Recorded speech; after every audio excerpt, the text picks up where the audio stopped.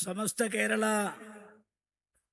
ജമീയത്തുൽ ഉലമയുടെ ആരാധ്യനായ പ്രസിഡന്റ് ശ്രീ ജിഫ്രിക്കോയ മുത്തുതങ്ങൾ, ശ്രീ കുമ്പോൾ തങ്ങൾ അടക്കം അധ്യക്ഷവേദിയിലിരിക്കുന്ന മഹാപണ്ഡിതന്മാരെ, അതുപോലെ തന്നെ സമസ്തയുടെ നേതാക്കന്മാരെ, സമസ്തയുടെ പ്രവർത്തകരെ, സഹപ്രവർത്തകരെ, സുഹൃത്തുക്കളെ, വളരെ അഭിമാനത്തോടു കൂടിയാണ് ഈ സമ്മേളനത്തിൽ പങ്കെടുക്കാൻ ഞാൻ എത്തിയത്.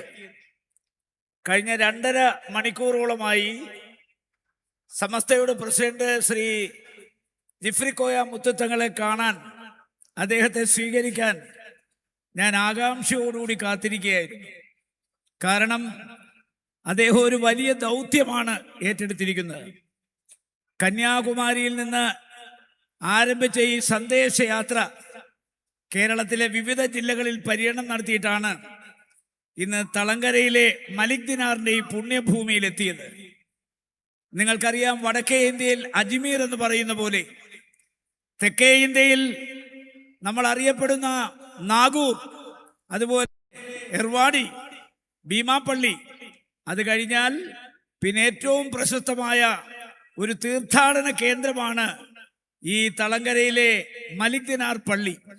ഇതൊരു സർവമത സ്ഥാപനമാണ്, ഒരു തീർത്ഥാടക കേന്ദ്രമാണ്. അപ്പോൾ ഒരു തീർത്ഥയാത്ര ഒരു തീർത്ഥാടന കേന്ദ്രത്തിൽ സമാപിക്കുക എന്ന് പറഞ്ഞാൽ അതൊരു മഹത്തായ കാര്യമാണ്, മഹത്തരമായ ഒന്നാണ്.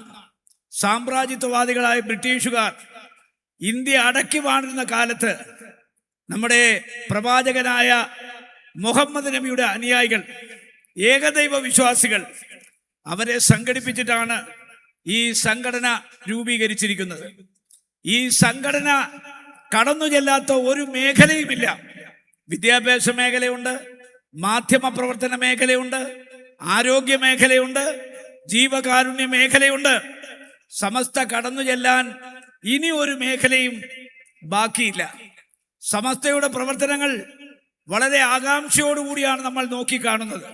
നമുക്കറിയാം, നിഷ്കളങ്കമായ പെരുമാറ്റം കൊണ്ട്, നിസ്വാർത്ഥമായ പ്രവർത്തന ശൈലി കൊണ്ട്, ഉലയാത്ത കർമ്മധീരതയുടെ ഉജ്ജ്വല പ്രതീകമായി മാറിയ ശ്രീ ജിഫ്രിക്കോയ മുത്തുതങ്ങൾ, അദ്ദേഹം നിലപാടുകളുടെ രാജകുമാരനാണ്.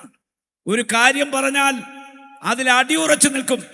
ചെയ്യാൻ കഴിയുന്ന കാര്യങ്ങൾ മാത്രം പറയും, പറയുന്ന കാര്യങ്ങൾ ചെയ്തിരിക്കും. ഒരാളിന്റെ മുമ്പിലും അദ്ദേഹം ഭയപ്പെടുന്ന പ്രശ്നമില്ല. നിർഭയനായി മുന്നോട്ട് നീങ്ങുന്നു. ഈ ലോകത്ത് ഭൂമിയും ആകാശവും ഉണ്ടെങ്കിൽ, സൂര്യനും ചന്ദ്രന്മാരും ഉണ്ടെങ്കിൽ, അദ്ദേഹം നേതൃത്വം കൊടുക്കുന്ന ഈ പ്രസ്ഥാനത്തിന്റെ രോമത്തിൽ തൊടാൻ ആർക്കും കഴിയില്ല എന്നുള്ളത്. സാമ്രാജ്യത്വവാദികളെ നമ്മൾ ആട്ടിപ്പായിച്ചു.